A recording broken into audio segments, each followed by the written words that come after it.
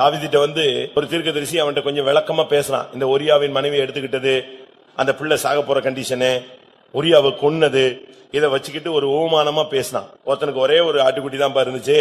அந்த ஆட்டுக்குட்டிய இன்னொரு பெரிய பணக்காரனுக்கு ரொம்ப ஆட்டுக்குட்டி இருந்துச்சு. அவன் வீட்டுக்கு ஒரு வழிபோக்கன் விருந்துக்கு வந்தான். இவன் என்ன பண்ணிவிட்டான், இந்த ஒத்த ஆட்டுக்குட்டி எடுத்து நெஞ்சிட்டான். அவனுக்கு கொடுத்தானே தவிர தான் ஆள் இருந்து ஆட்டுக்குட்டியில இருந்து ஒண்ணுமே எடுத்து கொடுக்கல. இவனுக்கு பிள்ளை மாதிரி இருந்த அந்த ஆட்டுக்குட்டி எடுத்து கொன்னுட்டான் அப்படின்னா. தாவீதுக்கு அதை கேட்ட உடனே மூஞ்சிலாம் செவந்து டென்ஷன் ஆகி, யார் அவன், அவனை இப்பமே கொன்று அப்படின்னா சொன்ன உடனே இவன் உடனே என்னடா டென்ஷன் ஆகிறான்ட்டு வெளியே அனுப்பிச்சு ஓடல. தீர்க்கதரிசி சொன்னா, வேற யாரும் இல்ல ராஜாவே, நீயே அவன் அப்படின்னு. அப்படியே செத்துட்டான். அங்கே பாதி சாவு அன்னைக்கு தாவீதுக்கு வந்துருச்சு. அப்படியே தலைய குனிஞ்சி வெக்கப்பட்டு உட்கார்ந்து, நீங்க என்ன எப்படி செய்வீங்க, போயா நீ தீர்க்கதரிசனம் பெருசா சொல்லிட்ட, போ வெளியே, அப்படித்தானே சொல்லுவோம். அப்படிதான் நம்ம தீர்க்கதரிசனம் துரத்தி விடுவோம். அன்னைக்கு உள்ள தீர்க்கதரிசனம் அப்படித்தான் இருந்துச்சு. ஒரு ராஜா கீழே விழுந்து சீரியஸ் ஆயிட்டான். தன்னுடைய வேலைக்காரனை அனுப்பி, நீ இந்த இடத்துல பாகால் சேபுல்னு ஒரு கோயில் இருக்கு, அங்க போய் கேட்டு வா, நான் பிழைப்பனா பிழைக்க மாட்டேனான்னு கேளுன்னு. இவன் போய்கிட்டு இருக்கும்போது எலியா குறுக்க வந்துட்டான். எங்க போறீங்க? இல்ல ராஜா கீழே விழுந்து சீரியஸா இருக்காரு, பாகால் சேபுல் இடத்துல விசாரிக்க சொன்னாரு. ஆஹா, அப்ப இஸ்ரவேல்ல தேவன் இல்ல, ராஜா எங்க போவாரு, விக்கிரகத்திட்ட போறாரா? சரி, இப்ப நான் சொல்றத திருப்பி போய் சொல்லு, கர்த்தர் சொல்றாருன்னு. என்ன சொல்லணும்? நீ ஏறின கட்டுல இருந்து இறங்கவே மாட்டாயின்னு சொல்லு. எப்படி இருக்கும் தீர்க்க தரிசனம்? அவங்க போய் சொன்னாங்க, நீங்க நாங்க என்ன போயிட்டு வந்துட்டீங்களா, நான் சோமாயிருவேன் கேட்டான். போறதுக்குள்ளே ஒருத்தன் குறுக்க வந்துட்டான். என்ன சொன்னான் அப்படின்னா, அவன் சொல்றான், கர்த்தர் சொன்னாரு நீ ஏறின கட்டுல இருந்து என்ன செய்ய மாட்ட, இறங்கவே மாட்டான். அப்படியே அவன் கேட்டான், யார் எப்படி இருந்தான்? அப்பன்னு சொல்றான், அவன் ஒட்டகமயிறு கூட வச்சிருந்தான், ஒரு வார் போட்டிருந்தான். ரைட்டு, அப்ப திஸ்பியனாகி எலியாதான். அப்ப நான் சாகிறது நிச்சயம், செத்துருவேன், செத்தே. அதான் தீர்க்கதரிசனம். இன்னும் நல்ல தீர்க்கதரிசனத்தை சொல்றேன். எரேமியா தீர்க்கதரிசனம் சொல்லிட்டு இருக்கும் போதே இன்னொருத்தன் செத்து அப்படி விழுந்தான். பைபிள் அப்படி சொல்லு. நான் தீர்க்கதரிசனம் சொல்லிக் கொண்டிருக்கும் பொழுதே அவன் செத்து விழுந்தான். தீர்க்கதரிசனம்னா சும்மா இல்ல, அடிச்சா கோலியாத்து விழணும். நான் தீர்க்கதரிசனம் சொல்லிக் கொண்டிருக்கும் பொழுதே அவன் செத்து விழுந்தான். அதான் செய்வான். அப்படிப்பட்ட தீர்க்க தரிசனங்கள் சபைக்கு. தீர்க்க தரிசனம்னா அடிக்கணும், பளிச்சுன்னு அடிக்கணும். நம்முடைய ஜீவியத்துல இந்த நாட்களில கர்த்தருடைய வார்த்தைகளை கேட்கும் போது நம்மை சரிப்படுத்திக் கொள்ள வேண்டும். அதை விட்டுவிட்டு நாம் சோர்ந்து போகிற அந்த தன்மைக்கு நாம் கடந்து வரக்கூடாது. நம்மில் அநேகர் இன்றைக்கு அப்படித்தான் இருக்கிறோம். ஒரு சின்ன காரியங்கள்ல இன்றைக்கு நீங்க எத்தனை பேர் சோர்ந்து போன நிலவரத்தில் வந்திருக்கீங்க? ஏன் அடிச்சாருன்னு பாருங்க, ஏன் அடி வாங்குனீங்கன்னு பாருங்க. நம்முடைய வாழ்க்கையை நாம் சரிப்படுத்திக் கொள்ள வேண்டிய நேரங்கள்ல நாம் சரிப்படுத்திக் கொண்டால் அது நல்லது. அடுத்ததாக நீதிமொழிகள் 24. ஆபத்து காலத்தில் நீ சோர்ந்து போவாயானால் உன் பலன் குறுகினது. ஆபத்து காலத்தில் நீ சோர்ந்து போனால் உன்னுடைய பலன் குறுகினது. இன்னைக்கு ஆபத்துகள் என்கிறது ஜனங்களுக்கு அடிக்கடி வருது. விசுவாச பாதை ஒரு ஆபத்து நிறைந்த ஒரு பாதை. இன்னைக்கு எத்தனையோ ஆபத்துகள். பரிசுத்தத்துக்கு வருகிற போராட்டத்துக்கு பேர் கூட ஆபத்து தான். விசுவாசத்துக்கு வர்ற போராட்டத்துக்கு பேர் கூட என்னதுதான்? ஆபத்து தான். நம்முடைய வாழ்க்கையில வருகிற ஒவ்வொரு பகுதியிலும் ஆபத்து காலத்தில் நீ என்னை நோக்கி கூப்பிடு, நான் உன்னை விடுவிப்பேன், நீ என்னை மகிமை படுத்துவாய். இப்படிப்பட்ட பலவிதமான ஆபத்து சூழ்ந்த பாதையில தான் நம்மில் அநேகர் போய்கொண்டிருக்கிறோம். வேதத்துல இருக்கிறது யோசேப்புக்கு நேரிட்ட ஆபத்து. யோசேப்புக்கு நேரிட்ட ஆபத்து என்ன? அவனுக்கு ஏற்பட்ட அந்த போராட்டம் தான், அந்த பெண்ணுடைய பாவ போராட்டம் தான் அவனுக்கு வந்த போராட்டம். வாசியங்கள்.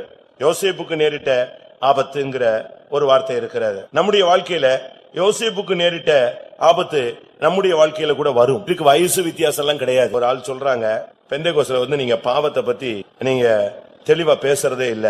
பாவத்தை மன்னிக்கிறாருன்னு சொல்றீங்க, பாவம் செய்யாதன்னு சொல்றீங்க, சுத்திரி போடுறதுல மட்டும்தான் நீங்க பேசுறீங்க. நீங்க நோவா காலத்துல உள்ள பாவத்தை பத்தி நீங்க பேசுறது இல்ல. இப்படி எல்லாம் பேசுறாங்க. நோவா காலத்தில் நடந்த சம்பவங்கள் இன்றைக்கு சபையில பெருகிக்கிட்டு இருக்கு. லோத்தின் நாட்களில் நடந்த பாவம் என்ன செய்யுது? சபையில பெருகிக்கிட்டு இருக்கு. விசுவாசிகள் என்கிற சொல்லுகிற அநேகரை இந்த பாவங்கள் மேற்கொள்ளுகிறது. ஏன் இப்ப இருக்கிற போப்பு லோத்தின் நாட்களில் நடந்தது போல உள்ள பாவத்தை அக்செப்ட் பண்றாரு, ரெகக்னைஸ் பண்றாரு, தப்பு இல்ல.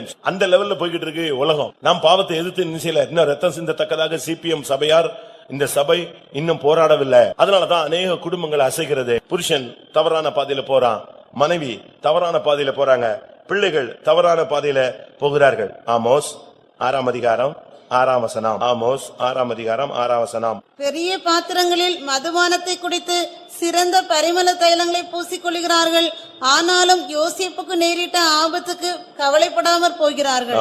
நல்லா குடிச்சிட்டு நல்லா பெர்ஃபியூம்ஸ் அடிச்சுட்டு போய்கிட்டு இருக்கான். ஆனா இவனுக்கு வர்ற மாம்சீக பாவத்தை குறித்து இவனுக்கு என்ன செய்யல? ஒரு உணர்வே இல்ல. யோசேப்புக்கு நேரிட்ட ஆபத்தை குறித்து கவலைப்படாமல் போகிறார்கள். அப்படினால் அவர்கள் சிறையிருப்புக்கு போவர்களுடைய முன்னணியிலே போகிறார்கள். அதனாலதான் தேவனுடைய ஜனங்கள் இன்றைக்கு சிறைப்பட்டு போகிறார்கள். ஆபத்துன்னு சொன்ன உடனே ஏதோ ஒரு ஆக்சிடென்ட் நினைக்க கூடாது, ஏதோ ஒரு விபத்து நடக்குதுன்னு நினைக்க கூடாது. உங்களுடைய வாழ்க்கையில ஆபத்துன்னு சொன்னா நிர்பந்தமான சூழ்நிலைகள், நிர்கதியான சூழ்நிலைகள், நெருக்கமான பாதைகள், பாவ போராட்டத்திலிருந்து தப்பிக்கொள்ள வழி தெரியாமல் தடுமாறுகிறது. யார்கிட்ட போய் சொல்றது, யார்கிட்ட போய் ஷேர் பண்றதுன்னு தெரியாம இப்படிப்பட்ட காலங்களிலே நீங்கள் சோர்ந்து போக கூடாது. ஒன்றை புரிந்து கொள்ளுங்கள், எந்த சூழ்நிலையில இருந்தாலும் நீங்க தேவ சமூகத்துல போய் விழுந்துட்டீங்கன்னா தப்பிடுவீங்க. ஏனென்றால் தேவனுடைய சமூகம் தான் ஒரு மனிதனுக்கு பரிபூர்ண ஆனந்தம், நித்திய பேரின்பம். எந்த சூழ்நிலையில இருந்தாலும் சரி ஒரு 10 நிமிஷம் ஜெபிச்சிருங்க, அந்த சூழ்நிலையிலிருந்து நீங்க ரிலாக்ஸ் ஆகி வெளியே வந்துருவீங்க. எவ்வளவு நெருக்கத்துல இருந்தாலும் சரி ஒரு 10 நிமிஷம் பைபிள் படிங்க, ஒரு 5 நிமிஷம் முழங்கால் போடுங்க. அது ஒண்ணும் உங்களுக்கு உங்களுடைய பிஸியான வாழ்க்கையில அது தடையல்ல. அந்த நெருக்கத்திலிருந்து உங்களை வெளியே கொண்டு வர்றதுக்கு அது ஒரு ஃபார்முலா, ஒரு வழி. சரியான நேரத்துல நீங்க முழங்கால் நின்று, நைட்ல உனக்கு ஒரு தூக்கம் வரலையா, ஏதோ ஒரு குழப்பம் இருக்கிற மாதிரி தெரியுதா, திருப்பி நீ புரண்டு படுத்து தூங்குறதுக்கு ட்ரை பண்ணக்கூடாது.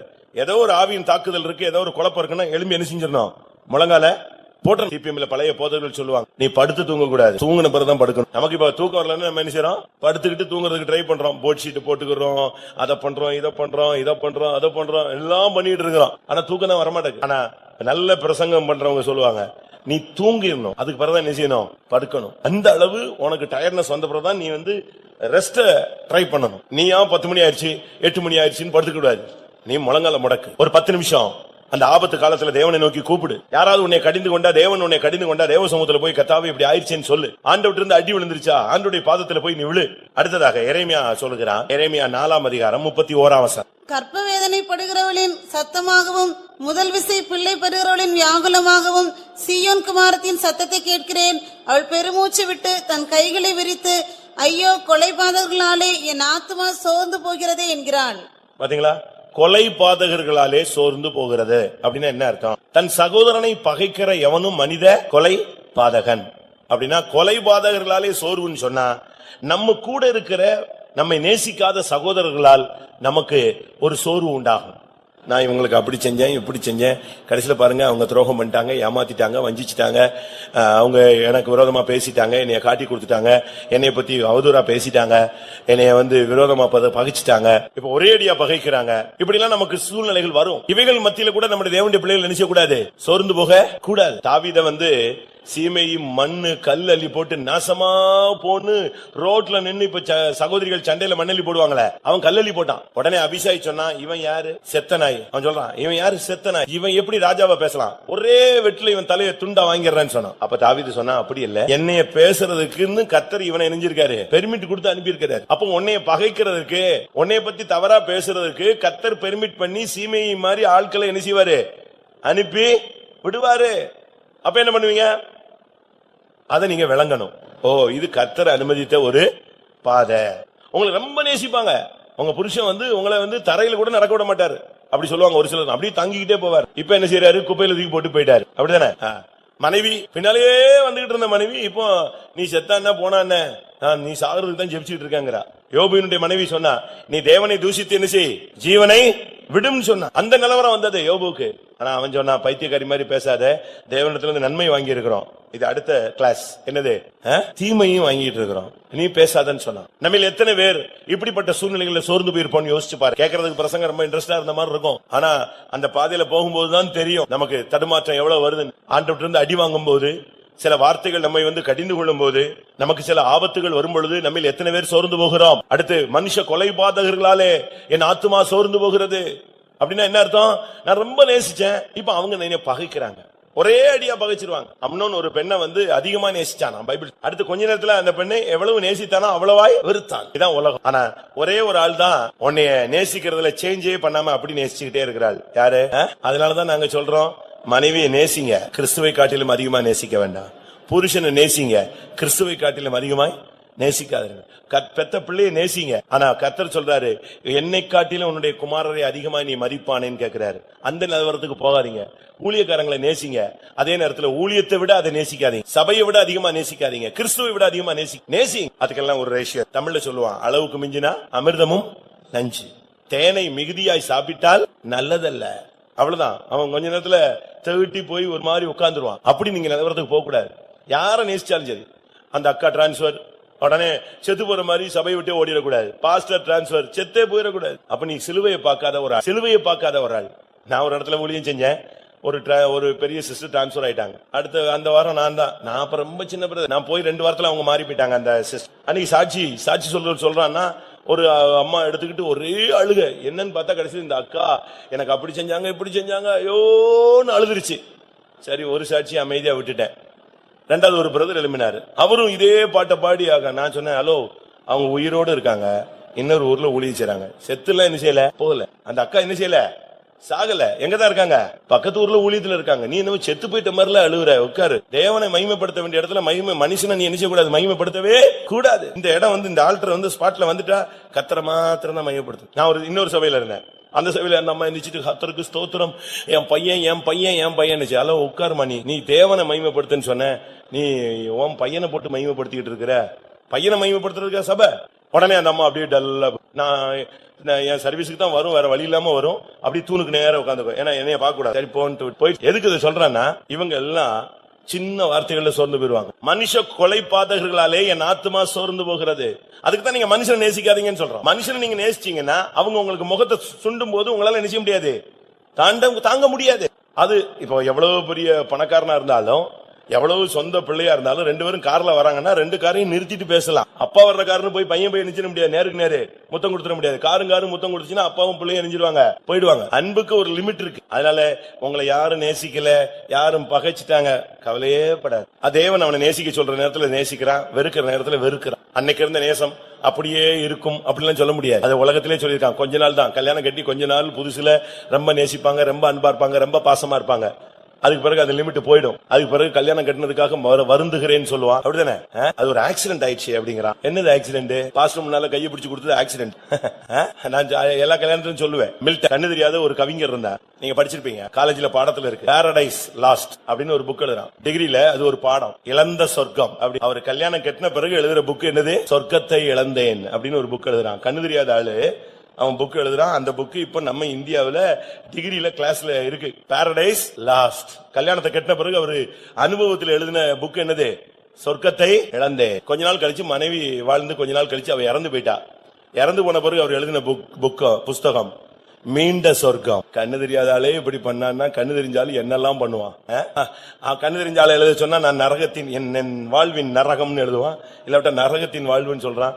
இப்படிதான் எழுதுவீங்க. காரணம் என்ன தெரியுமா, அன்பு குறைதல். ஆனா இயேசுவின் அன்புங்கிறது அப்படி இல்லை. உன்னை என்னைக்கு உலக தோற்றத்துக்கு முன்ன தெரிஞ்செடுத்தாரோ, என்னைக்கு நீ பாவமான உலையான சேற்றில உன்னை கண்டுபிடிச்சாரோ, அன்னைக்கு இருந்த அதே பரிதபிப்பு, அதே அன்பு, அதே நேசம், அதே பாசம், அதே உருக்கம், மன உருக்கம் எல்லாமே அப்படியே அவருக்கு இருக்கு இன்னைக்கும். யோவான் 13:1 சொல்லி இருக்கு, முடிவு பரியந்தம் அன்பு வைத்தார். அவர்தான் கடைசி வரை அவருடைய அன்புல மாற்றமே கிடையாது. என்னைக்கு போய் நீங்க மீட்டர் போட்டு பார்த்தாலும் அந்த அன்புல மாற்றமே இருக்காது. 100% உன்னை நேசிக்கிறேன்னு சொல்லுவார். நான் உங்களை சிலுவையில் அரைஞ்சிட்டேனே, உங்களை துக்கப்படுத்திட்டேனே, நான் பாவத்துல போய் விழுந்துட்டேனே, அது வேற போர்ஷன். நான் உன்னை நேசிக்கிறது இதுதான். இல்ல நான் உங்களை வேதனைப்படுத்திட்டேன், நான் சாட்சியா இல்ல, பின்மாறி போயிட்டேன், எவ்வளவோ தூரம் போயிட்டேன், பரவாயில்ல, ஆனா நான் உன்னை என்ன செஞ்சிட்டு இருக்கேன், இன்னைக்கு உன்னை நேசிக்கிறேன். இதுதான் இயேசுவின் அன்பு. அதனாலதான் மனுஷ கொலைபாதகர்கள் மனுஷ அன்பை நாடுனீங்கன்னா உங்களுடைய வாழ்க்கையில சோர்வு வரும்.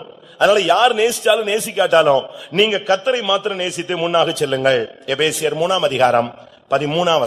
எபேசியர் 3:13. ஆகையால் உங்கள் நிமித்தம் நான் அனுபவிக்கிற உபத்திரவங்களினால் நீங்கள் சோர்ந்து போகாதிருக்க வேண்டிக் கொள்கிறேன்.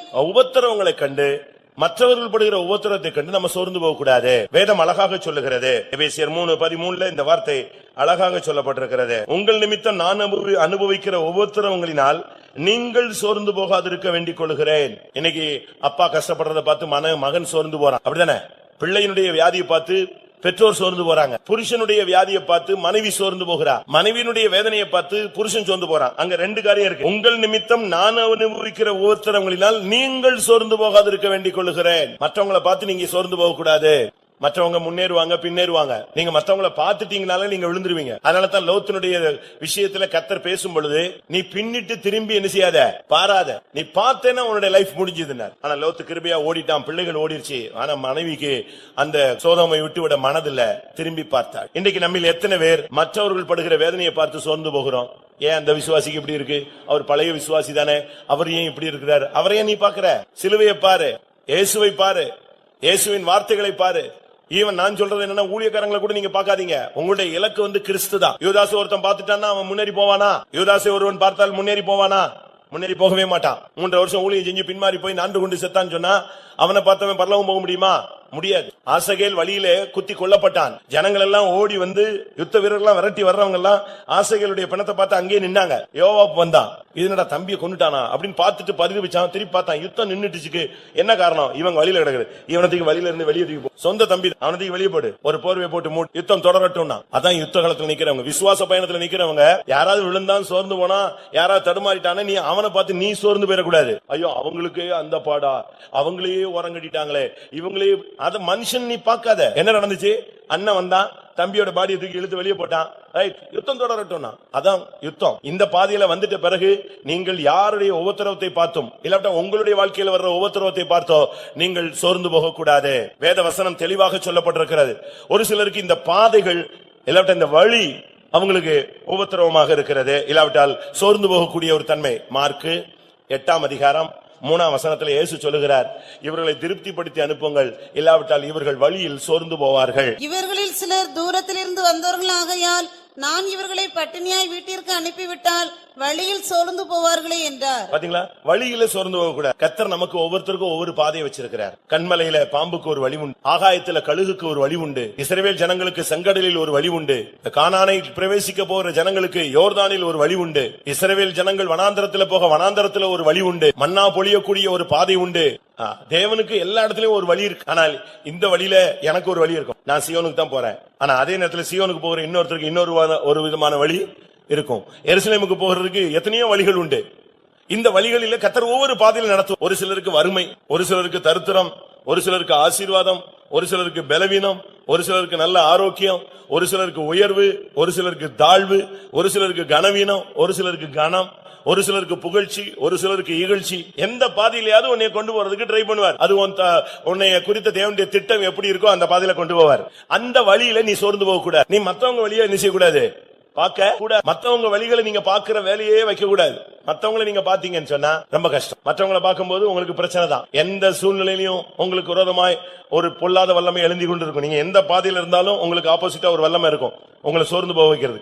அதனால உங்களுடைய வழிகளை மட்டும் நீங்க கிளியர் பண்ணிக்கணும். தாவீதை பத்தி பைபிள்ல சொல்லியிருக்கு, அவன் தன் வழியே போனான். அவனுக்கு ஒரு வழி இருக்கு, அவன் கரெக்டா அந்த வழியில மட்டும்தான் போவான், வேற வழியில அவன் போக மாட்டான்.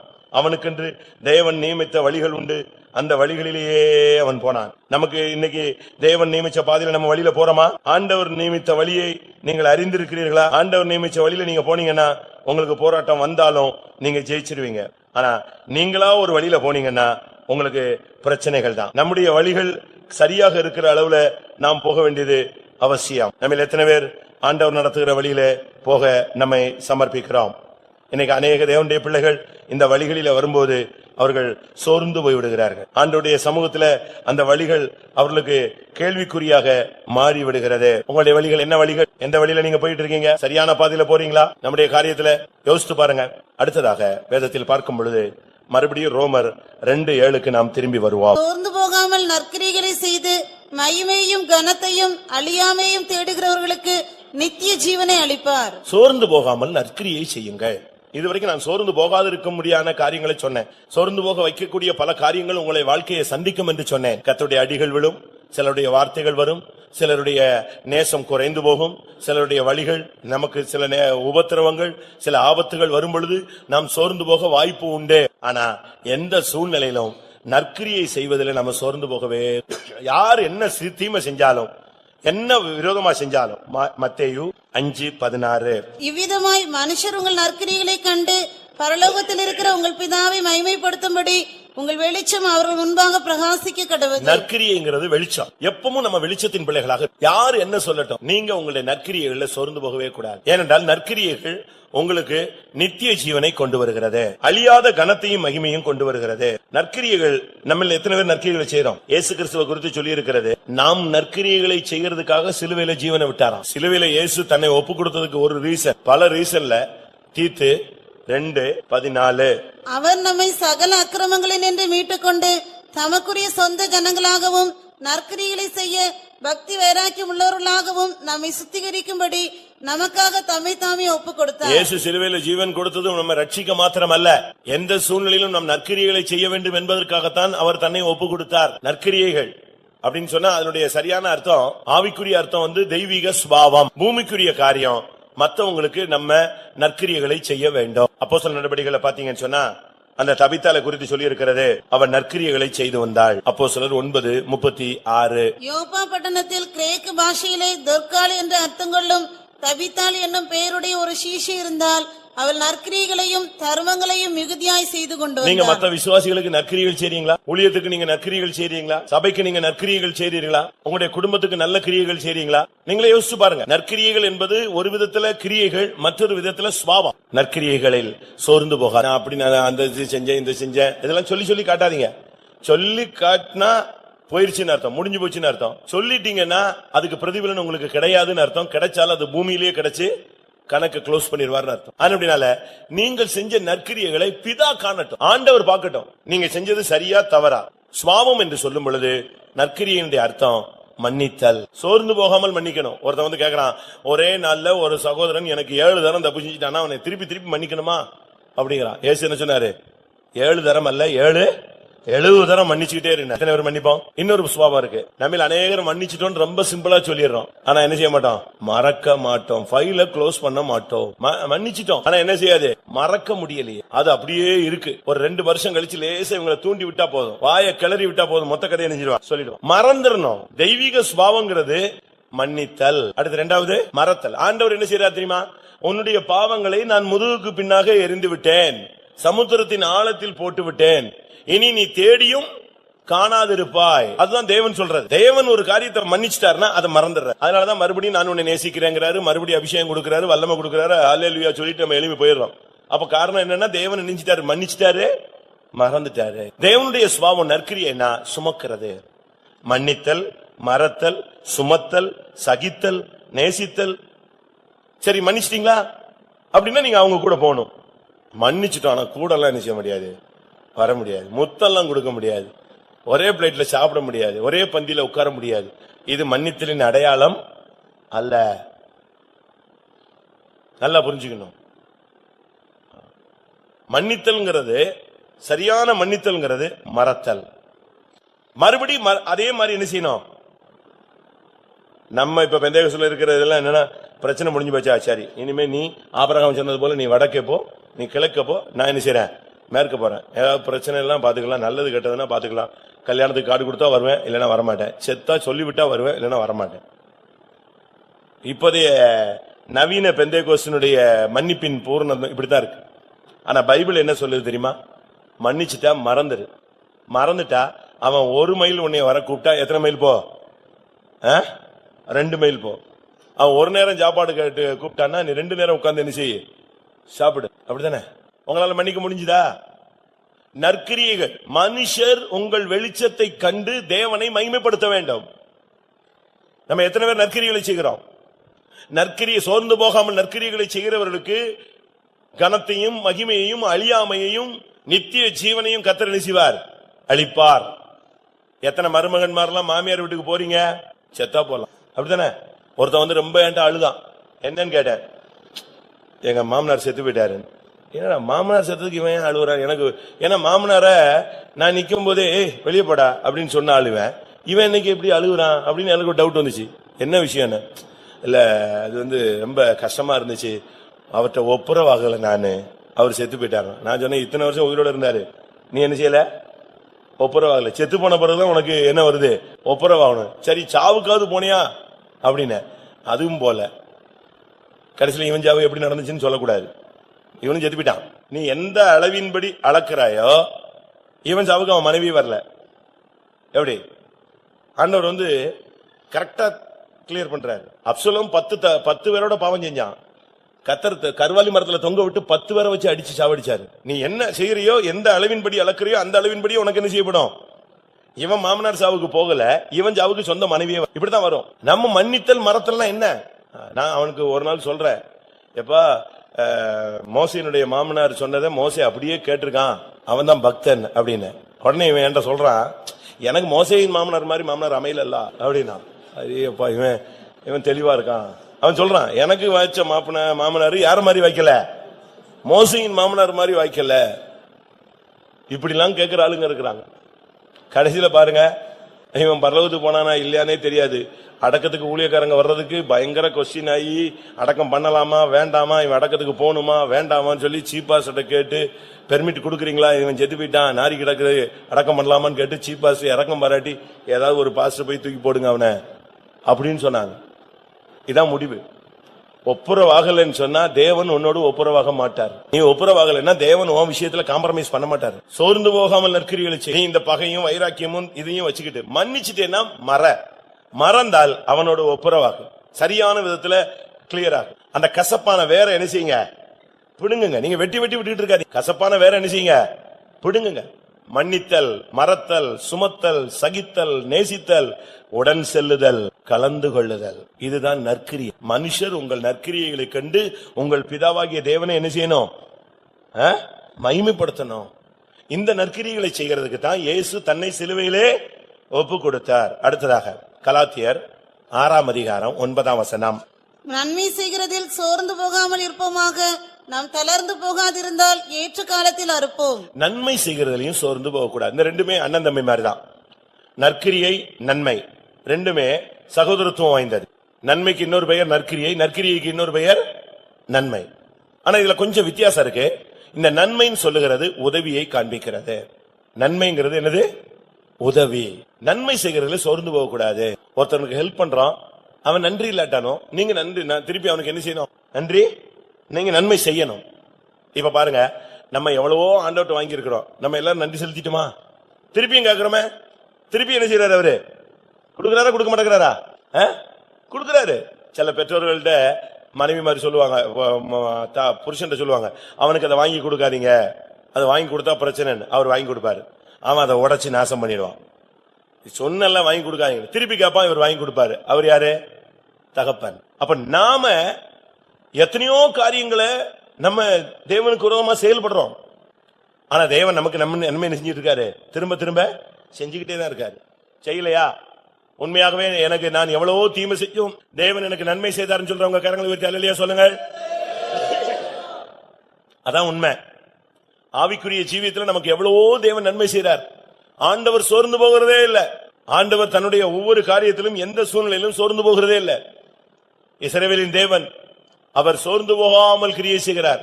அவர் அந்த விஷயத்துல இளைப்படைவதும் இல்லை, சோர்ந்து போகிறதும் இல்ல. நம்முடைய ஜீவியத்தில் நம்ம எத்தனை பேர் இந்த நன்மை செய்கிற காரியங்களை செய்து சொல்லி காட்டி நம்ம சோர்ந்து போறோம். நீங்க திரும்ப திரும்ப செஞ்சுக்கிட்டே இருக்கணும். நான் அடிக்கடி சொல்லுவேன் இல்லையா, ஒரு குருவும் சிஷ்யனும் இருந்தாங்க. ஒரு தேளு தண்ணிக்குள்ள விழுந்துருச்சு. குரு போய் நெஞ்சாரு, தேலை பிடிச்சு வெளியே விட்டாரு. அது தொட்ட உடனே நெஞ்சிருச்சு, ஒரு கொட்டு வாங்கிடுச்சு, அதை விட்டாச்சு. ஒரு 5 நிமிஷம் 10 நிமிஷம் கழிச்சு பார்த்தா இந்த தேலை அங்கங்க சுத்தி திருப்பி எங்க வந்து விழுந்துருச்சு. அதுக்குள்ளதான் விழுந்துச்சு. திருப்பி போய் எடுத்து விட்டாரு, திருப்பியும் கொட்டிருச்சு. கையை உதறிக்கிட்டே இருந்தாரு. சிஷ்யன் கேட்டான், முதல்ல எதை எடுத்து விட்டீங்க, நீங்களும் புரியாம எடுத்துட்டீங்க, அதுவும் புரியாம கடிச்சிருச்சு.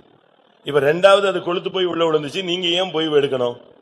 அதுதான் கொட்டும் தெரியும்ல, திருப்பி ஏன் எடுக்கணும்? விட்டு தொலை வேண்டிய சாவட்டும்னு சொன்னான். அப்ப அவர் சொன்னாரு, அதனுடைய சுபாவம் கொட்டுறது, ஏன் சுபாவம் என்னது, அதை காப்பாத்துறது. அது எத்தனை தரம் கொட்டினாலும் நானும் நீங்களும் எத்தனையோ தரம் சேற்றில் விழுகிறோம். பன்றி, கழுவப்பட்ட பன்றி மறுபடியும் சேற்றில் விழுகிறது போல நினைச்சோம், விழுந்து புரளுகிறோம். திருப்பியும் நம்ம நேசிச்சு மன்னிச்சு தூக்கி எடுத்து கர்த்தருடைய பந்தியில கொடுத்து உட்கார வச்சு ஜீவன் சுகம் பலன் கொடுத்து அபிஷேகம் கொடுத்து வெளிப்படுத்தல் கொடுத்து தரிசனம் கொடுத்து சுகம் கொடுத்து ஆசீர்வாதம் கொடுத்து தேவன் இந்த பாதையில திரும்பவும் நம்மள ரன் பண்ண வைக்கிறார். அப்ப அவர் சோர்ந்து போயிட்டாரா? பிசாசு சொல்லுவான், பாருங்க அவன் பின்மாறிட்டான், அவன் விழுந்து போயிட்டான், அவன் மறுதளிச்சுட்டான், இனி அவன் கதை முடிஞ்சதுன்னு. இல்ல, நான் அவனுக்கு திரும்பவும் பிக்கப் பண்ணுவேன். மறுபடியும் அவனை சீயோனா என்னால மாற்ற முடியும். என் ரத்தத்துக்கு நன்மை பேசும் ரத்தம். ஆண்டுடைய ரத்தத்துல என்ன இருக்கு?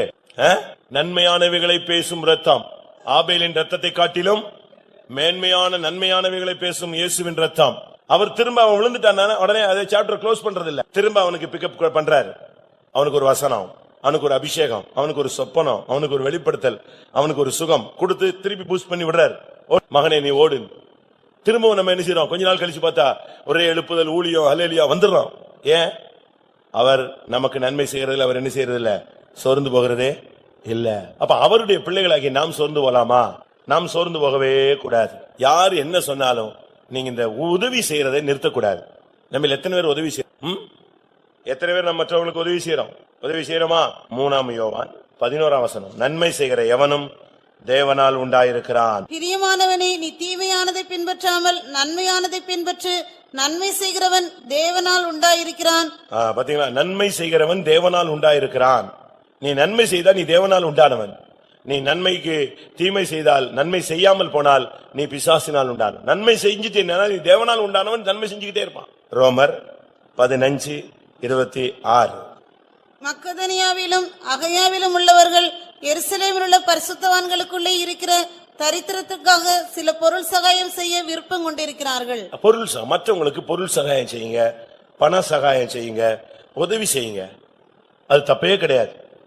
அது முஸ்லீம், மற்றவங்க, மற்ற சபை அப்படின்லாம் நான் பிரிவினை சொல்றதில்ல. எல்லாரும் மனிதர்கள் தான். எனக்கு தெரிஞ்சு நம்ம சபைக்கு ஒரு கேர்ள் புதுசா வந்தா. அவங்க அம்மா பாத்திரங்கள் ஒரு வேலை செய்யறாங்க. புருஷன் விட்டுட்டு போயிட்டாரு. இந்த பிள்ளைகளை படிக்க வைக்கணும்னு அந்த அம்மா பாத்திரம் கழுவுது. இந்த பிள்ளை 3 வருஷம் படிச்சுட்டா டிகிரி. அதுக்கு பிறகு அவங்களுக்கு இவ்வளவு படிக்க வைக்க முடியல. நீ ஏதாவது வேலைக்கு போனா கொஞ்சம் சாப்பிடலாம். ஆனா இந்த பிள்ளைக்கு படிக்கணும்னு ஆசை. ஃபீஸ் கட்டுறதுக்கு என்ன கிடையாது, வசதி கிடையாது. ஆனா இந்த கூட படிச்ச பிள்ளைங்க, நம்ம சபை இல்ல மற்ற சபை பிள்ளைங்க எல்லாம் சேர்ந்து அதுங்களுக்கு ஃபீஸ்ல கிடைச்ச காசுல கொஞ்சம் கொஞ்சம் மிச்சத்தை எடுத்து எல்லா பிள்ளைகளையும் போட்டு எந்த பிள்ளைய படிக்க வச்சாங்க? இந்த பிள்ளைய படிக்க வச்சதுங்க. அதுல ஒரே ஒரு பிள்ளை மட்டும் நம்ம விசுவாசி பிள்ளை. அவ திருப்பி அந்த பிள்ளைய அழகா நம்ம சபைக்குள்ள நிஞ்சிட்டா, கைட் பண்ணி கொண்டு வந்துட்டா. அதுக்கப்புறம் நான் கொஞ்ச நாள் படிக்க வச்சேன். இன்னைக்கு பாருங்க, அந்த பிள்ளை அழகா அடுத்து எம்ஃபில் அழகா முடிச்சது. இப்போ ஒரு காலேஜ்ல ஒர்க் பண்ணுது. அன்னைக்கு அந்த பிள்ளைய அந்த கூட படிக்கிற பிள்ளைங்க எல்லாம் ஆளுக்கு 300 ரூபா 400 ரூபா போட்டு படிக்க வைக்காம போயிருந்தா, இந்த பிள்ளை இன்னைக்கு ஒரு 2000 ரூபாய் சம்பளத்துல நிச்சயவா வேலை பார்த்து காலத்துக்கும் இவ்வளவுதான். ஆனா இன்னைக்கு பாருங்க, காலேஜ்ல லெக்சரர் லெவலுக்கு வந்ததுக்கு காரணம் இந்த பிள்ளைங்க எல்லாம் செஞ்ச உதவிகள். யாரு பத்த பிள்ளைகள் எல்லாமோ உதவி செஞ்சது. அப்போ ஒரு ஹெல்பிங் மென்டாலிட்டி நமக்கு எல்லாருக்கும் வேணும். நம்ம என்ன நினைக்கிறோம், தசமம் கொடுத்துட்டோம் சிபிஎம் சபையில, அதனால டைரக்டா சீட்டு கொடுத்துருவாரு. கொடுக்க மாட்டாருங்க. அது அப்படி கிடைக்காது. நாம் சரியா செய்யணும். சரி, உங்களுக்கு மத்தவங்களுக்கு உதவி செய்ய முடியலையா, விசுவாசிகளுக்கு ஹெல்ப் பண்ணுங்க. ஏழைப்பட்டவங்க எவ்வளவு? கலாத்தியர் 6:10. ஆகையால் நமக்கு கிடைக்கும் சமயத்திற்கு தக்கதாக யாவருக்கும், விசேஷமாக விசுவாச குடும்பத்தார்களுக்கும் நன்மை செய்ய கடவோம். அதான் நன்மை செய்கிறது. நன்மை செய்யறதுன்னா உதவி. யாவருக்கும், விசேஷமாக விசுவாச குடும்பத்தாருக்கும் நன்மை செய்ய கடவோம். நாங்க அப்படி செய்யறோமா? எனக்கு தெரிஞ்சு ஒரு பெரிய பணக்காரர் இருக்காரு, நல்ல ஒரு விசுவாசி, சபைக்கு ரொம்ப இந்த இடத்துல இல்ல இன்னொரு இடத்துல ரொம்ப தாங்கக்கூடிய மனுஷன். அவரு தன்னுடைய சாட்சியை பத்தி சொல்றாரு. ஆரம்ப காலங்கள்ல எங்க வீட்டுல சாப்பாடு கிடையாது. ஸ்கூல் முடிஞ்சு வந்தா எங்க அம்மா என்ன பண்ணுன்னு தெரியாம பக்கத்து வீட்டுல கூட்டு போய் ஏதாவது இருக்கான்னு சொல்லுவாங்க. அவங்க ஏதாவது கொடுத்தாங்கன்னா, பழசோ கொடுத்தாங்கன்னா நாங்க சாப்பிட்டு எங்க ஓடிடுவோம். அந்த வீட்டுல உள்ள சாப்பாடை சாப்பிட்டு தான் நாங்க வளர்ந்தோம். இப்படி எல்லாம் ஹெல்ப் பண்ணி இங்கேயே நாசரேத்திலேயே ஊழியத்துக்கு இருந்த ஒரு டீம், அவங்க நாகர்கோவில் இருக்கும்போது பெய்த்தம் பிள்ளைகளா இருந்திருக்காங்க. பெய்த்தம் பிள்ளைகளா காலையில ஒண்ணுமே இருக்காது, என்னத்தையும் ஒரு கஞ்சி கிஞ்சி கொடுத்து அந்த பிள்ளைகளை, ஏன்னா அம்மா அப்பா ஊழியத்துல இருக்காங்க, பிள்ளைங்க எல்லாம் படிக்குது, அதுங்களை ஸ்கூலுக்கு அனுப்பிடுவாங்களாம். இந்த சிஸ்டர்ஸ் விசிட்டிங் போற இடத்துல அங்க ஏதாவது யாராவது பிரெட் ஏதாவது பன்னு அப்படி கொடுத்தாங்கன்னா அதை எடுத்து இவங்க எங்க வச்சுக்கிறது, நாங்க பெய்த்தம்ல போய் சாப்பிடுறோம் அப்படின்னு எடுத்து வச்சுக்கிறது. எடுத்து நேர கொண்டு வந்து இந்த பிள்ளைங்க 12 மணிக்கு எங்க வந்துரும், ஸ்கூல் முடிஞ்சு வீட்டுக்கு வரும். வீட்டுக்கு வந்தா பெய்த்தம் தான் வீடு. ஏன்னா அம்மா அப்பா நாசரத்துல ஊழியம் செஞ்சாரு, அம்மாவும் நாசரத்துல ஊழியம் செஞ்சாங்க. அப்ப அந்த பிள்ளைங்க அங்க படிக்குது. என்ன பண்றது, மத்தியானம் அந்த பிள்ளைங்க வந்துட்டு சாப்பிட்டு போகணும் ஸ்கூலுக்கு.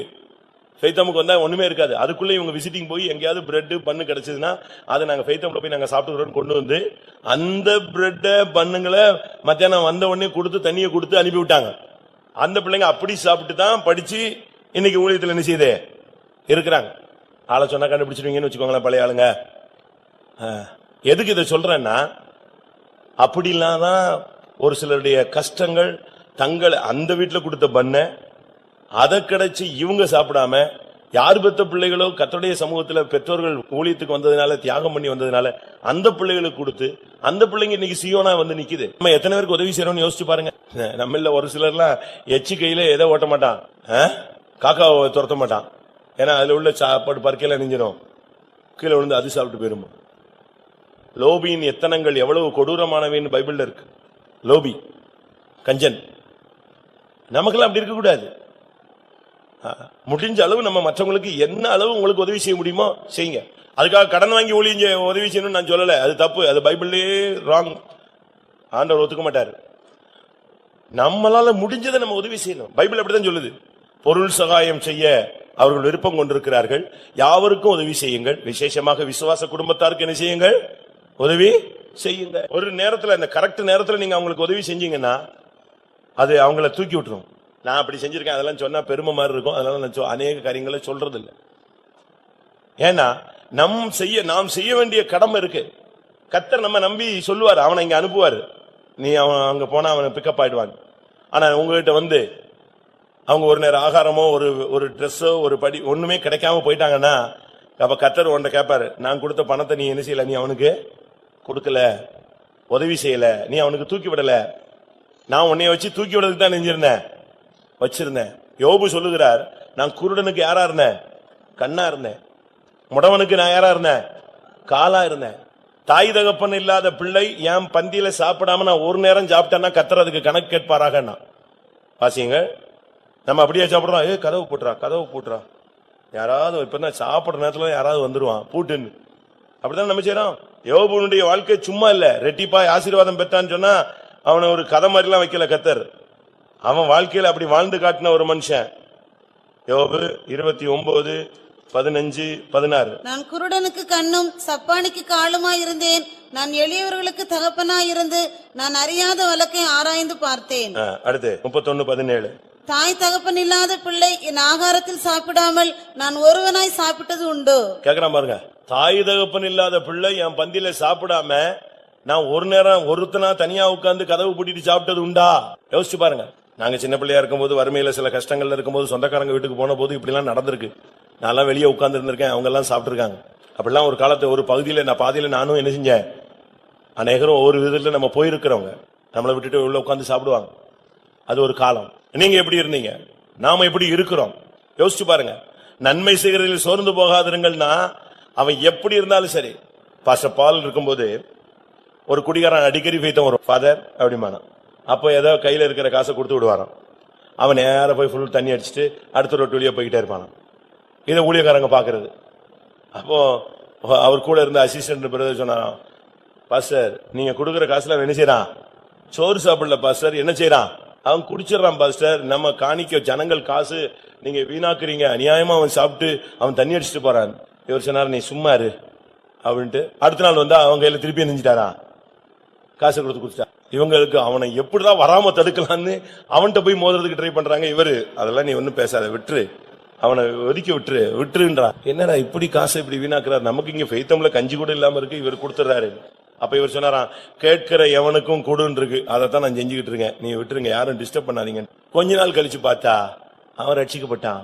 அவன் ரட்சிக்கப்பட்டு கோயில் வந்து உட்காந்து ஞானசானம் எடுக்கிறதுக்கு வந்த போது எல்லா ஊழியக்காரங்களும் முடிச்சு பார்த்தாங்களா, என்னடா இவன் எங்க வந்துட்டான், இவன் ரட்சிக்கப்பட்டான், என்னன்னு. அப்ப பாஸ்டர் சொன்னாராம், பாத்தியா நான் கொடுத்த 10 ரூபாய் எங்க கொண்டு வந்துருச்சு, அவனை எங்க கொண்டு வந்துருச்சு, விடாது, அது ரட்சிப்புக்குள்ள அவனை கொண்டு வந்துருச்சு, விடாது. ஏசு கிறிஸ்துவனுடைய பாதத்துல வந்து அந்த பரிமள தைலத்தை ஒரு பெண்ணு உடைச்சு அப்படி ஊத்திட்டா. இயேசுவினுடைய ரேட் என்ன, இயேசுனுடைய ரேட் என்ன, 30 வெள்ளிக்காசு. யோசேப்பின் ரேட் என்ன, 20 வெள்ளிக்காசு. ஆனா அந்த பெண்ணு உடைச்ச அந்த பரிமள தைலத்தினுடைய ரேட் என்ன, 300 வெள்ளிக்காசு. யூதாஸ் அதை பார்த்துட்டு ரத்தம் கொதிச்சிருச்சு அவனுக்கு. வேகமா ஓடி வந்து, ஏமா இப்படியா பண்றதே, 300 வெள்ளிக்காசை வீணாக்கிட்டே, இங்க வா அப்படின்னு அவளை பிடிச்சு இழுத்துட்டான். அவளை ரொம்ப தொந்தரவு பண்ணவொன்னு ஏசு சொன்னாரு, அவளை வருத்தப்படுத்தாது, அவளை விட்டுரு, அவள் செய்த நற்கிரியைகள் என்ன செய்யப்படுகிறது, இனி எங்கெல்லாம் சுவிசேஷம் பிரசங்கிக்கப்படுமோ அங்கெல்லாம் இருக்கும்னு சொன்ன. காரணம் என்ன, அவன் திருடனான் அப்படின்னால அப்படி பேசினான். ஒரு சிலர் ஊழியத்துல பணம் கொடுக்கறதே இல்ல, நம்ம கொடுத்தா அவங்க கார்ல போறாங்க, அவங்க வேன்ல போறாங்க, அவங்க அழகா சொகுசா இருக்கிறாங்க, அதுக்கு நம்ம வேற யாருக்காவது நம்ம உதவி செய்யலாம். அப்படியா பைபிள் அப்படியா சொன்னது? நான் சொல்றேன், நீ திருடனா இருக்கிறனால அப்படி பேசுறேன்னு அந்த வசனத்தை வச்சு உன்னை கோட் பண்றேன். 300 வெள்ளிக்காசு வீணாயிருச்சான். யாருக்கு கவலை, யாருக்கு கவலை, யூதாசுக்கு கவலை. ஏசு சொன்னார், அவன் கர்த்தருடைய காசு கர்த்தர் அறியாம செலவழியாது. ஊழியக்காரங்களை பத்தி சொல்லியிருக்கு, ஜாதிகளின் செல்வத்தை அனுபவிப்பார்கள். அதுக்கு தான் அவங்க வந்திருக்காங்க. எல்லாத்தையும் விட்டாங்க, அவங்களுக்கு 100 தனியா கிடைக்கும், மறுமையில நித்திய ஜீவன் அவர்களுக்கு கிடைக்கும். நம்ம எத்தனை பேருக்கு நன்மை செய்யறோம்? நன்மை செய்கிறதுல அந்த மனுஷன் உனக்கு திருப்பி நன்மை செய்யணும்னு எதிர்பார்க்க கூடாது. கைமாறு கருதாமல் கடன் கொடுங்கள் அப்படின்னு என்ன அர்த்தம்? திரும்பி வரும் என்று நீ எண்ணாதே. நம்ம எத்தனை பேர் நன்மை செய்யறோம்? நன்மை செய்யறோம், உண்மை, அது ஒத்துக்கிறேன். அந்த நன்மையை சொல்லி காட்டுறோம். ஒரு லிமிட்டுக்கு பிறகு பிரச்சனை வந்துச்சுன்னா இனிமே நன்மை செய்ய மாட்டோம்னு பிரதிஷ்டை நெஞ்சிடறோம், பண்ணிடுறோம். தப்பு. பைபிள் சொல்லுகிறது, நற்கிரியைகளை செய்வதில் நீங்கள் சோர்ந்து போகாமல் செய்தால் உங்களுக்கு நித்திய ஜீவன் கிடைக்கும். நன்மை செய்கிறதில் நீங்கள் சோர்ந்து போகாமல் இருங்கள். நன்மை செய்கிறதுல நீங்க சோர்ந்து போனீங்கன்னா ஏற்ற காலத்துல நீங்க அறுக்க முடியாது. மறுபடியும் அதே வசனத்துக்கு திரும்பி வருவோம். கலாத்தியர் 6:9. நன்மை செய்கிறதில் சோர்ந்து நன்மை செய்கிறதில் சோர்ந்து போகாமல் இருப்போமாக. நாம் தளர்ந்து போகாதிருந்தால் ஏற்ற காலத்தில் அறுப்போம். நீ நன்மை செய்ய, ஏற்ற நேரத்துல உனக்கு கர்த்தர் அறுக்க உதவி செய்வார். தமிழ்ல கூட சொல்லுவான், தர்மம் என்ன செய்யும்? தலை காக்கும். நீ தர்மம் செஞ்சு பாரு, ஏழைகளுக்கு உதவி செஞ்சு பாரு, கர்த்தர் அக்கௌண்ட்ல கிளியரா எழுதிக்கிட்டே வருவார். இன்றைக்கு இவன் கொடுத்ததுல ஒரு ஆளுடைய பசி தீர்ந்தது, இவன் கொடுத்ததுல ஒரு ஆத்மா இளைப்பாறினான், இவன் கொடுத்ததுல ஒரு ஆத்மா விசுவாசத்துல உறுதியானது.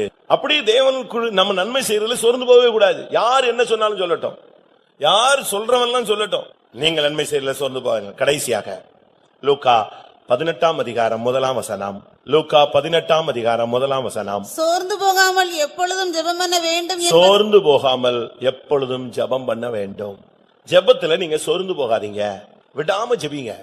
விசுவாசத்தோடு ஜெபிங்க, முழங்கால்ல ஜெபிங்க, உபவாசத்தோடு ஜெபிங்க, விழிப்போடு ஜெபிங்க, பதில் கிடைக்கிற வரைக்கும் ஜெபிங்க, தாழ்த்தி ஜெபிங்க, கண்ணீர் விட்டு ஜெபிங்க, அறிக்கையிட்டு ஜெபிங்க, குடும்ப ஜெபம் பண்ணுங்க, ஒருமித்து ஜெபம் பண்ணுங்க, அதிகாலையில போராடுங்க. நீங்க ஜெபத்துல மட்டும் சோர்ந்து போயிடாதீங்க. ஜெபத்துல சோர்ந்து போனீங்கன்னா அது பிசாசு உங்களை எங்கேயோ கொண்டு போயிடுவான். என்ன வந்தாலும் நம்முடைய ஜெபம் தான் நமக்கு முக்கியம். தண்ணியில முங்குற ஒரு மனுஷனை நீச்சல் தெரியாட்டா கூட அவன் சரி சோத்திரம் முங்கிடுவானா? நீச்சலே தெரியாத ஆளு ஒருத்தன் தண்ணியில மாட்டிட்டானா கூட நீச்சல் தெரிஞ்சவன் நீச்சல் அடிச்சு வெளியே வர்றதுக்கு ட்ரை பண்ணுவான். நீச்சலே தெரியாதவன் அப்படியே கண்ணை மூடிட்டு சோத்திரம் பண்ணி உள்ள முங்க மாட்டான். என்ன அவனுடைய ஆத்மா, அவனுடைய உயிர் என்ன செய்யும்? போராடும். அது விடாமல் போராடும். ஒண்ணு கத்தும், இல்ல கைய கால அடிக்கும், வெளியே போறதுக்கு ட்ரை பண்ணும். அந்த உயிர் ஆத்மா பரிதபிக்கும், எப்படியாவது காப்பாற்றப்படணும். அதுபோல ஜெபம் நமக்கு உயிர் மூச்சு. நம்ம அதை விட்டுறவே கூடாது. என்ன வந்தாலும் சரி, பதில் கிடைக்கலையா உடனே ஜெபத்தை மூடி வச்சிடக்கூடாது. இன்னைக்கு நம்ம அப்படித்தான், நம்ம அநேகர் அப்படித்தான். நான் 3 நாள் ஜெபிச்சேன், 7 நாள் ஜெபிச்சேன், பதிலே இல்லை, அப்படிலாம் சொல்லவே கூடாது. சோர்வுக்கு நீங்க இடம் கொடுக்கவே கூடாது. நான் ஜெபிச்சுக்கிட்டே இருக்கேன், கர்த்தர் எனக்கு நன்மை செய்வார். நான் ஜெபிச்சிருக்கிறேன், கர்த்தர் எனக்கு பதில் கொடுப்பார். எப்ப கொடுப்பார்? கொடுத்தா கொடுக்கிறாரு, கொடுக்காட்ட போறாரு. என்னுடைய பகுதியில நீ ஜெபின்னு சொல்லியிருக்காரு, நான் ஜெபிச்சிருக்கிறேன். நம்முடைய ஜெபங்கள்ல நாம் சோர்ந்து போகவே கூடாது. அந்த அநீதியுள்ள நியாயாதிபதிட்ட போய் அந்த விதவை விடாம போராடினான். அவன் சொல்ல, நான் தேவனையும் மதிக்கல, மனுஷனையும் மதிக்கல, என்னை போட்டு இந்த அலட்டாளன்னு சொல்லிட்டு கடைசியில அவளுக்கு பதில் கொடுத்தான். தம்மால் தெரிந்து கொள்ளப்பட்டவருடைய விஷயத்தில் அவர் நீடிய பொறுமையுள்ளவராயிருந்து சீக்கிரத்தில் நியாயம் செய்யாமல் இருப்பாரோ? சீக்கிரத்தில் நியாயம் செய்வார். அதனால உங்களுடைய ஜெபங்கள்ல நீங்க சோர்ந்து போகாதீங்க. அந்த அதிகாலை ஜெபத்தை விட்டுறாதீங்க, அந்த முழங்கால் ஜெபத்தை விட்டுறாதீங்க, அந்த வாரத்துல ஒரு நாள் உபவாச ஜெபத்தை விட்டுறாதீங்க. ஜெபத்துல அப்படியே நிக்கணும், பதில் வரணும், தாழ்த்தணும், அறிக்கையிடணும், கண்ணீர் விடணும், போராடணும். பவுல் சொல்றான், நான் ஜெபங்களில் போராடுகிறது போல நீங்களும் என்னோடு கூட ஜெபங்களில் போராட வேண்டும். இன்னைக்கு நம்ம எல்லாரும் அந்த ஜெபம் குறைஞ்சிருக்கா கூடியிருக்கா? நீங்களே யோசிச்சு பாருங்க. உங்களுக்கு அந்த பழைய பிரேயர் லைஃப் இருக்கா? அந்த விண்ணப்பத்தின் ஆவி, கிருபையின் ஆவி இருக்கா? ஆரம்ப காலங்களில் முழங்கால் இந்த மாதிரி நிக்க முடியுதா? வயசானதுனால ஒரு சிலருக்கு நிக்க முடியாது, ஆனா ஆவி போகாது. நீங்க சோர்வுக்கு இடம் கொடுத்துட்டீங்கன்னு வச்சுக்கோங்களேன், வியாதி உங்களை இறுக்கி பிடிச்சுக்கும். தானியேலின் புஸ்தகம் 8ஆம் அதிகாரத்தை படிச்சு பாத்தீங்கன்னா, நீங்க சோர்வுக்கு இடம் கொடுத்தால் வியாதி உங்களை தாக்கும். 8:27. தானியேலாகிய நான் சோர்வடைந்து சில நாள் வியாதிப்பட்டிருந்தேன். பின்பு நான் எழுந்திருந்து ராஜாவின் வேலையை செய்து அந்த தரிசனத்தினால். பாத்தீங்களா, நான் சோர்வடைந்து சில நாள் வியாதியா இருந்தேன். நீங்க சோர்வு அடைஞ்சிட்டீங்கன்னா வியாதி வரும். வியாதியினுடைய பல ரீசன்ல ஒரு ரீசன் சோர்வு. அதனால நீங்க சோர்ந்து போகாமல் ஜெபம் பண்ணுங்க, சோர்ந்து போகாமல் நற்கிரிகளை செய்யுங்க, சோர்ந்து போகாமல் நீங்கள் நன்மை செய்யுங்கள். நாம சோர்ந்து போக கூடாது. பிசாசு தான் மறுபடி நமக்கு விரோதமா எழும்பிட்டு கடைசியில விட்டு அவன் ஒளிஞ்சு போயிடும். நாம சோர்ந்து போக கூடாது. யார் சோர்ந்து போனோம்? இயேசு ஞானசானம் பெற்று கரையேறின உடனே ஆவியானவர் இறங்கினார், வனாந்தரத்துக்கு கொண்டு போகப்பட்டார். வந்துட்டான் சாத்தான். ஃபர்ஸ்ட் ஒரு சோதனை வச்சான், வின். ரெண்டாவது ஒரு சோதனை வச்சான், வின் பண்ணிட்டாரு. மூணாவது ஒரு சோதனை வச்சான், வின் பண்ணிட்டாரு. பைபிள் சொல்லுகிறது, அப்புறம் அவரை விட்டு விலகி போனான். அவன் அப்செட் ஆகி போயிட்டான். நீங்க அப்செட் ஆகி பைபிள் தூக்கிட்டு வெளியே போக கூடாது. யாரு உங்களை விட்டு வெளியே போனோம்? உங்களுக்கு விரோதமா எழும்புற மனுஷன், உங்களுக்கு விரோதமா எழும்புற சத்துரு, உங்களுக்கு விரோதமா எழும்புற பிசாசு, அதுதான் சோர்ந்து போகணும். பைபிள் அப்படித்தான் வாக்குத்தத்தம் சொல்லுது. யோசுவா 5ஆம் அதிகாரம் 1ஆம் வசனத்துல நீங்க பாத்தீங்கன்னு சொன்னா, இஸ்ரவேல் புத்திரர் கடந்து தீரும் அளவும் கர்த்தர் யோர்தானின் தண்ணீரை அவர்களுக்கு முன்பாக வற்றி போக பண்ணினதை யோர்தானுக்கு மேல்கரையில் குடியிருந்த எமோரியரின் சகல ராஜாக்களும் சமுத்திரத்துக்கு அருகே குடியிருந்த கானானியரின் சகல ராஜாக்களும் கேட்டது முதற்கொண்டு அவர்கள் இருதயம் கரைந்து இஸ்ரவேல் புத்திரருக்கு முன்பாக சோர்ந்து போனார்கள். எப்படி? பார்வோனுக்கு முன்னால, மந்திரவாதிகளுக்கு முன்பாக, ஜோசியர்களுக்கு முன்பாக மோசே நிக்கிறான், ஆரோன் நிக்கிறாங்க. இவங்களும் விடாம செய்ய, அவங்களும் விடாம செய்ய, 3 காரியத்துக்கு ஆப்போசிட்டா அந்த மந்திரவாதிகள் தங்களுடைய கோலை போட்டு வேலை செஞ்சுக்கிட்டே இருந்தான். 3வது அற்புதத்துக்கு பிறகு 4வது அற்புதத்துக்கு ஒண்ணுமே பண்ண முடியல. 5வது அற்புதத்துக்கு பதில் மந்திரவாதி ஒண்ணும் செய்ய முடியல. 6வது அற்புதத்துக்கு மந்திரவாதி ஒண்ணுமே செய்ய முடியல. 7வது அற்புதம் நடக்கும்போது மந்திரவாதிகளுக்கும் கொப்பளம் வந்துருச்சு. அப்ப சொன்னா மந்திரவாதி சொன்னா, இது தேவனுடைய விரல், இதுல போட்டி போட முடியாது. அவன் சோர்ந்துட்டான். பார்வோன் பார்த்தான், என்னடா பண்றது, இப்படி ஒரு போராட்டமே. இஸ்ரவேல் ஜனங்களுக்காக பாருங்க, அந்த யோர்தான் கரையில வந்து நிக்கும் போது அந்த சைடுல உள்ளவங்க எல்லாம் பாக்குறாங்க, யோர்தான் கரை புரண்டு ஓடுது. அவங்களுக்கு எல்லாம் சந்தோஷம், இவன் எங்க வரமாட்டான், இங்க வந்து கொள்ள முடியாது, கரை புரண்டு ஓடுது, நம்மள டச் பண்ண முடியாது. திடீர்னு பார்த்தா யோர்தான் 2ஆ நெஞ்சிருச்சு, அப்படியே பிரிஞ்சிருச்சு. பிரிஞ்சு எல்லாரும் நடந்து வெளியே வந்துட்டான். உடனே அது கேள்விப்பட்டதுதான், அதோட அவன் கதை முடிஞ்சிச்சு. இன்னைக்கு நீ சோர்ந்து போகாமல் ஜெபம் பண்ணினால், நீ சோர்ந்து போகாமல் நன்மை செய்து நற்கிரியைகளை செய்தால், உனக்காக தேவன் செய்யற அற்புதத்தை பார்த்து பிசாசு என்ன செய்வான்? மத்தேயு 4ஆம் அதிகாரத்துல வாசிங்க. அப்புறம் அவரை விட்டு விலகி போனான். போனவன் தான் 4:11. அப்பொழுது பிசாசானவன் அவரை விட்டு விலகி போனான். அவ்வளவுதான், அவன் சோர்ந்துட்டான். 1 பரீட்சை, 2 பரீட்சை, 3 பரீட்சை. அவன் பார்த்தான், இனி இந்த தேவ இயேசு விட்டு போராட முடியாது, போயிட்டான். அடுத்து கொஞ்ச நாள் கழிச்சு வர்றான். வரும்போது கேட்கிறார், சொல்றார், இதோ உலகத்தின் அதிபதி வருகிறான், அவனுடையது என்னிடத்தில் ஒன்றுமில்லை. இந்த வார்த்தை கேட்டவொடனே திரும்பியும் போயிட்டான். உன்னைய பார்த்து பிசாசு சோர்ந்து போனோம். சியோனையும் எருசலேமையும் பார்த்து பிசாசு சோர்ந்து போனுமே தவிர, பாதாளத்தின் வாசல்களை பார்த்து நீங்க என்ன செய்யக்கூடாது, நடுங்க கூடாது. பாதாளத்தின் வாசல்கள் உன்னை மேற்கொள்வது இல்லை. 3 பேர் சோர்ந்து போக மாட்டாங்க. ஒன்று, தேவன் சோர்ந்து போக மாட்டார். 2வது, அவருடைய ஊழியர்கள் சோர்ந்து போக மாட்டார்கள். 3வது, கர்த்தருக்கு காத்திருக்கிறவர்கள் சோர்ந்து போகிறது இல்லை. ஏசாயா 40ஆம் அதிகாரம் 28 வாசிங்க. பூமியின் கடையாந்தரங்களை சிருஷ்டித்த கர்த்தராகிய அநாதி தேவன் சோர்ந்து போவதும் இல்லை. 28ல தேவன் சோர்ந்து போகிறது இல்லை. அடுத்து 2 கொரிந்தியர் 4:1. ஒன்று, தேவன் சோர்ந்து போவதில்லை. அடுத்து 2 கொரிந்தியர் 4:1. இப்படிப்பட்ட ஊழியத்தை உடையவர்களாகிய நாங்கள் இரக்கம் பெற்றிருப்பதால் சோர்ந்து போகிறது இல்லை. இரக்கம் பெற்றிருக்கிற தேவனுடைய ஊழியர்கள் என்ன போராட்டம் வந்தாலும் சோர்ந்து போக மாட்டார்கள். ஒன்று, தேவன் சோர்ந்து போகிறது இல்ல. அடுத்து, இரக்கம் பெற்ற ஊழியர்கள் சோர்ந்து போகிறது இல்ல. என்ன வந்தாலும் சரி, என்ன போராட்டம் வந்தாலும் அவன் சோர்ந்து போக மாட்டான். 2 கொரிந்தியர் 4:16. கர்த்தராகிய இயேசுவே 16 ஆனபடியினாலே நாங்கள் சோர்ந்து போகிறது இல்லை. எங்கள் புறம்பான மனுஷனானது அழிந்தும் உள்ளான மனுஷனானது நாளுக்கு நாள் புதிதாக்கப்படுகிறது. ஒரு ஊழியக்காரனுடைய புறம்பான சரீரம், மனுஷன் அழிஞ்சு போயிட்டே இருப்பான். சாயல் இருக்காது, ரூபம் இருக்காது, பார்வை போயிடும், பல்லு போயிடும், முடி போயிடும், கை கால் பலவீனமாயிடும், என்னெல்லாம் போகணுமோ அவனுக்கு போகும். ஆனா சியோனை சுதந்திரிக்க போகிற ஊழியக்காரன் என்ன செய்ய மாட்டான்? இரக்கம் பெற்றிருப்பதினால் அவன் சோர்ந்து போக மாட்டான். அடுத்ததாக ஏசாயா 40ஆம் அதிகாரம் 31ஆம் வசனம். கர்த்தருக்கு காத்திருக்கிறவர்களோ புதுபலன் அடைந்து கழுகுகளை போல சட்டைகளை அடித்து எழும்புவார்கள். அவர்கள் ஓடினாலும் இளைப்படையார்கள், நடந்தாலும் சோர்ந்து போவார்கள். கர்த்தருக்கு நீ காத்திரு. ஒரு விசுவாசி கர்த்தருக்கு காத்திருந்தால் அவன் சோர்ந்து போகவே மாட்டான். எல்லாரும் கண்களை மூடுவோம். இன்றைக்கு கர்த்தர் உன்னை சோர்ந்து போகிற நிலவரத்திலிருந்து உன்னை உயிர்ப்பிக்க முடியாக, புதுப்பிக்க முடியாக, ஒரு உற்சாகமான ஆவியை உனக்கு கொடுக்க முடியாக உன்னோடு பேசிக் கொண்டிருக்கிறார். நீ ஏன் சோர்ந்து போக வேண்டும்? உன்னை அழைத்த தேவன் சோர்ந்து போகிறதில்லை, அவர் இளைப்படைந்து போகிறதில்லை. என்ன செய்கிறார் தெரியுமா? சோர்ந்து போகிறவனுக்கு அவர் பலன் கொடுக்கிறார். ஆமென். அதுதான் தேவனுடைய வல்லமை. இன்றைக்கு இந்த காலை வேளையில நம்மில் எத்தனை பேர் சோர்ந்து போன நிலவரத்துல, விடாய்த்து போன நிலவரத்துல, இளைப்படைந்த நிலவரத்துல, நான் இனி நன்மை செய்ய மாட்டேன், நற்கிரியை செய்ய மாட்டேன், இனி ஜெபிக்க மாட்டேன், இனி இந்த பாதியில நான் ஓட முடியாது என்று எத்தனை பேர் அதிரியப்பட்டு இந்த காலை வேளையில தேவனுடைய சன்னிதானத்தில் வந்தீர்கள்? ஊழியத்துல விருத்தி இல்ல, முன்னேற்றம் இல்ல, தொழில விருத்தி இல்ல, குடும்பத்துல சமாதானம் இல்ல, வாழ்க்கையில நிம்மதி இல்ல. நான் இந்த மார்க்கத்துல என்னத்தை கண்டுபிடிச்சேன், என்னத்தை அனுபவிச்சேன்னு சொல்லி உனக்குள்ளே ஒரு ஆவி போராடுகிறது. கர்த்தர் உனக்கு நன்மை செய்ய வந்திருக்கிறார். இன்றைக்கு எத்தனை பேர் நான் சோர்ந்து போக மாட்டேன், என் தேவன் சோர்ந்து போகாத தேவன், நான் ஆராதிக்கிற தேவன் சோர்ந்து போகாத தேவன், அவர் சோர்ந்து போகிறவனுக்கு பலன் கொடுக்கிற தேவன். ஆமென். நான் இரக்கம் பெற்றிருப்பதால் சோர்ந்து போகிறதில்லை, நான் கர்த்தருக்கு காத்திருக்கிறதால் நான் சோர்ந்து போகிறது இல்லை. கர்த்தருக்கு காத்திருக்கிறவர்களோ வெட்கப்பட்டு போவதில்லை. ஹல்லேலூயா, ஹல்லேலூயா, ஹல்லேலூயா. ஆமென், ஆமென், ஆமென், ஆமென், ஆமென்.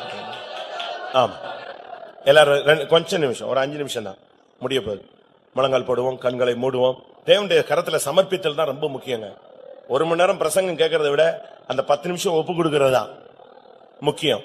ஒரு திராட்சை செடியை உழுது நட்டு அதுக்கு நீர் பாய்ச்சி உரம் போட்டு அதை பாதுகாத்து பராமரிச்சு கத்தரிச்சு பழம் எடுத்து இதெல்லாம் ஒரு போர்ஷன்.